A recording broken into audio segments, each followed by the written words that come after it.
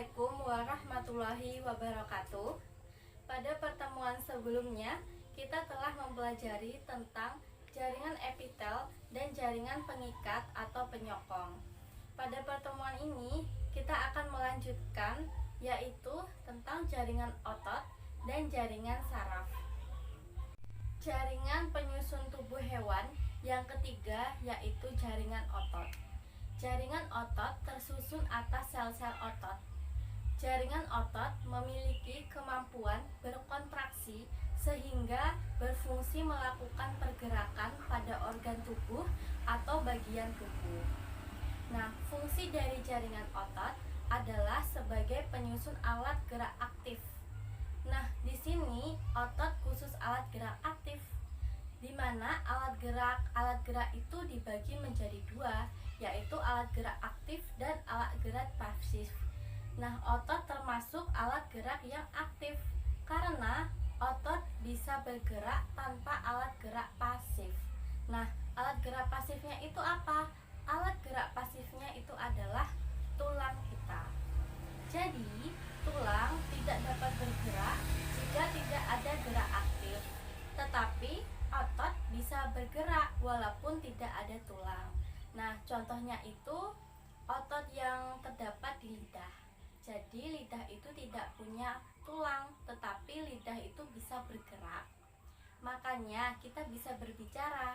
Itulah sebagai bukti bahwa otot itu bisa bergerak tanpa adanya tulang sebagai anggota alat gerak pasif.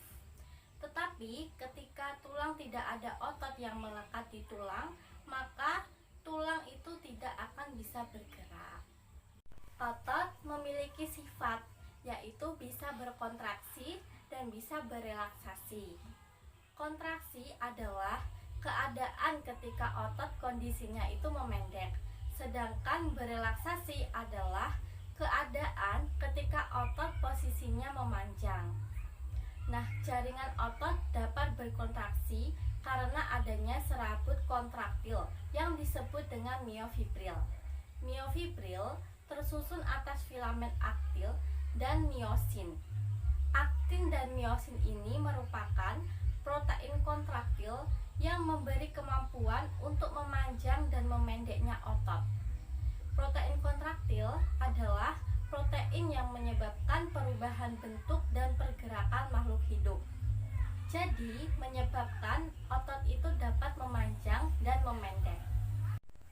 Jaringan otot dapat dibagi menjadi tiga, antara lain yang pertama, otot polos, yang kedua, otot lurik, dan yang ketiga adalah otot jantung. Yang pertama, otot polos. Otot polos mempunyai serabut kontraktil yang tidak memantulkan cahaya berseling-seling sehingga sarkoplasmanya tampak polos dan homogen. Nah, di bawah ini terdapat gambar dari otot polos di mana di tengahnya itu terdapat nukleus dan berjumlah 1.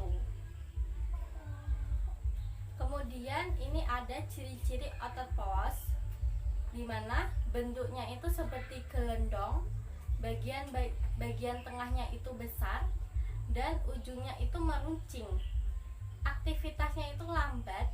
Nah, karena aktivitasnya lambat itu jadi tidak mudah lelah. Kemudian cara kerjanya itu involunter atau kerjanya itu di luar kesadaran atau secara tidak sadar. Letak dari otot polos ini di organ-organ dalam seperti usus, saluran pernapasan, saluran pencernaan. Yang kedua yaitu otot lurik. Otot lurik mempunyai serabut kontraktil yang memantulkan cahaya berselang-seling, gelap atau anisotrop dan terang atau isotrop. Sel atau serabut otot lurik berbentuk silindris atau serabut panjang.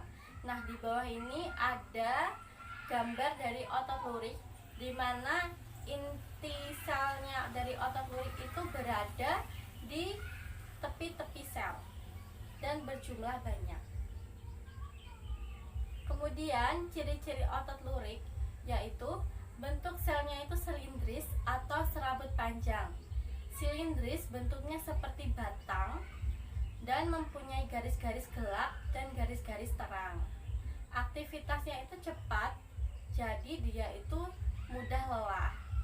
Cara kerjanya itu adalah volunteer atau bekerja secara sadar.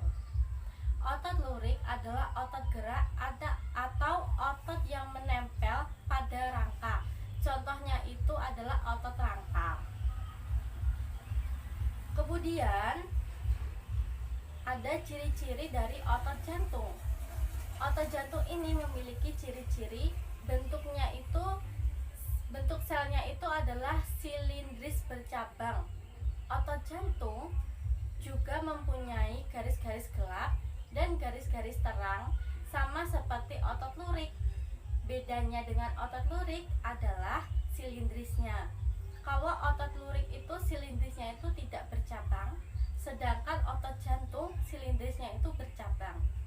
Kemudian aktivitasnya itu berdasarkan ritmik dan tidak mudah lelah.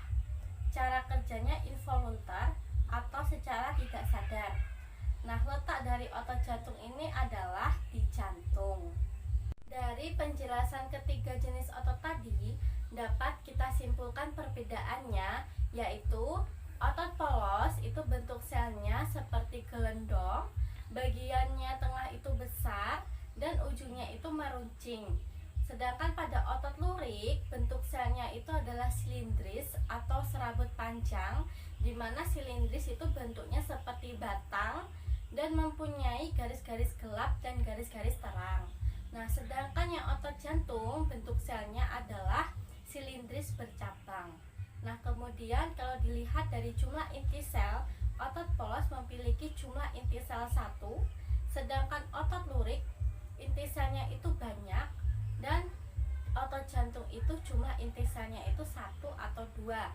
Nah, berdasarkan letak inti selnya, otot polos itu terdapat inti selnya itu berada di tengah. Otot lurik, letak inti selnya itu berada di tepi. Sedangkan otot jantung, letak inti selnya itu berada di tengah sel. Nah, dari aktivitasnya, otot polos itu kerjanya lambat sehingga tidak mudah lelah. Kalau otot lurik, aktivitasnya itu cepat sehingga dia itu mudah lelah. Sedangkan yang otot jantung, aktivitasnya itu dia berdasarkan ritmik, tidak mudah lelah. Nah, berdasarkan cara kerja, otot polos itu adalah involuntar atau tidak sadar. Jadi dia itu bekerja secara terus-menerus, secara tidak sadar. Sedangkan yang otot lurik, cara kerjanya adalah volunteer atau sadar. Nah, jadi tadi itu dia aktivitasnya itu mudah lelah. Nah, berarti kita bisa perintahkan. Misal nih, kita sedang menulis, maka otak kita memerintahkan kita untuk menulis. Sedangkan yang otot jantung, cara kerjanya adalah involuntar atau tidak sadar. Itulah sebabnya kita tidak bisa perintahkan jantung kita berhenti berdetak karena kerjanya itu secara tidak sadar. Kemudian dari letaknya, otot polos itu adalah terletak di organ dalam seperti usus, tenggorokan. Sedangkan otot lurik itu letaknya di otot rangka. Nah, otot jantung letaknya di jantung. Setelah kita mempelajari tentang jaringan otot, kemudian jaringan penyusun tubuh hewan yang keempat adalah jaringan saraf. Jaringan saraf berfungsi untuk mengirimkan rangsangan. Kalian pernah tidak ketika melihat makanan yang enak, lalu tiba-tiba kalian itu merasakan lapar? Sebenarnya kalian itu tidak lapar. Nah, itu terjadi karena adanya sistem saraf. Sistem saraf tersusun atas jaringan-jaringan saraf. Jaringan saraf ini terdiri atas sel-sel yang disebut dengan neuron. Neuron berfungsi merespon perubahan lingkungan, membawa impuls-impuls saraf ke pusat saraf ataupun sebaliknya, dan bereaksi aktif terhadap rangsangan. Selanjutnya, adalah gambar dari neuron atau sel saraf. Jaringan saraf itu tersusun dari sel-sel yang bentuknya seperti yang ada di gambar. Jadi, sel yang seperti ini akan sambung menyambung di seluruh tubuh kita, membentuk yang namanya susunan saraf. Nah, fungsi saraf tadi adalah mengirimkan rangsangan atau impuls. Kemudian, neuron sendiri terdiri atas 3 bagian. Yang pertama dendrit, yang kedua badan sel, dan yang ketiga adalah neurit atau akson. Yang pertama, dendrit berfungsi untuk membawa impuls ke badan sel saraf. Kemudian, yang kedua, badan sel mengandung inti sel dan neoplasma. Yang ketiga, neurit atau akson berfungsi membawa impuls ke badan sel saraf. Coba adik-adik lihat pada gambar. Di situ ada tulisan badan sel dan inti sel. Badan sel dan inti sel akan mengendalikan pengiriman impuls yang diterima oleh dendrit. Rangsangan yang diterima oleh dendrit akan dikirim melalui yang panjang ini, namanya adalah akson. Akson ini dilengkapi dengan selebut mielin, nodus Ranvier. Selebut mielin ini akan punya inti sel di tengahnya yang fungsinya untuk penyedia akson dan untuk mengirimkan impuls. Sedangkan nodus Ranvier fungsinya untuk mempercepat reaksi agar cepat terkirim, maka reaksinya itu harus berlangsung cepat. Nah, jaringan saraf akan membentuk namanya organ. Organ akan membentuk yang namanya sistem organ.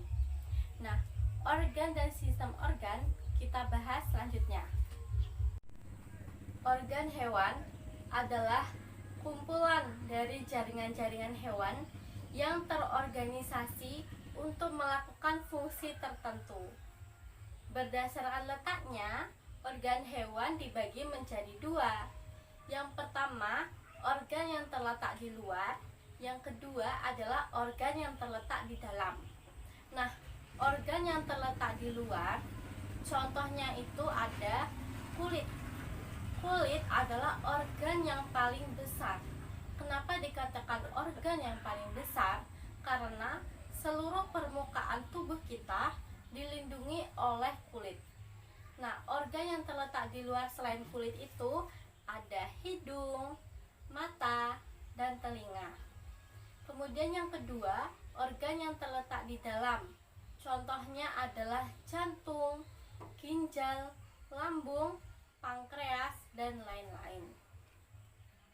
Nah, sistem organ pada hewan adalah kumpulan dari organ-organ hewan yang bekerja sama untuk berlangsungnya fungsi sistem organ. Di sini terdapat 8. Yang pertama, sistem pernapasan.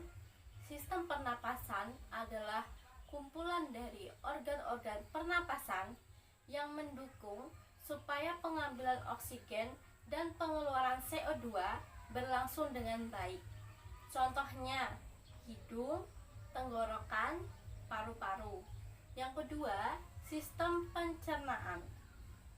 Sistem pencernaan ini berfungsi penghasilan sari-sari makanan.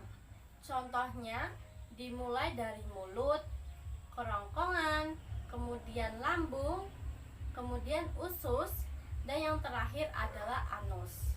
Yang ketiga ada sistem gerak.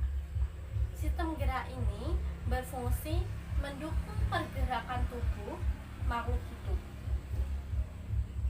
Selanjutnya yang keempat itu ada sistem sirkulasi.